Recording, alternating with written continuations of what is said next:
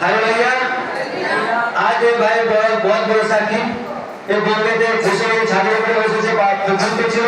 আর phone করার সময় পায়ে একটি সাপ কামড়ে দেয় আর যখন সাপ কামড়ে দেয় বিশ্বাস করে প্রার্থনা করে আর বিশ্বাস করে দেখে যে আমি কোনো ডাক্তারের কাছে না আমি প্রভুর ঘরে যাব আর যাতে আমি গেলে ওখানে সুস্থ হয়ে যাব আর সেই সময় কি করে পায়ের মধ্যে বেঁধে দেয় পায়ের মধ্যে বেঁধে রাখে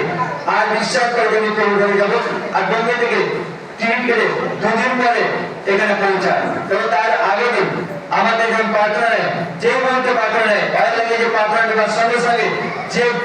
ওই যেখানে কামড় ছিল ওখান থেকে ব্লাড বেরিয়ে সমস্ত বিষ নিজে বেরিয়ে যায় এবং একেবারে সুস্থ হয়ে পায়ে ফুলা পায়ে ফুলে ছিল সে ফুলা একেবারে গায়েব হয়ে যায় একেবারে সুন্দর হয়ে যায় সমস্ত বিষ নিচে উপর দিয়ে না ওঠে নিচের দিকে বেরিয়ে যায় একেবারে সুন্দর হয়ে যায় আর যখন ওই বিশ্বাস করে এখানে আছে এখানে আসার পরে আজ কোনো ডাক্তার নয় কোনো ঔষধ নয় আমার পরমেশ্বর একে সেই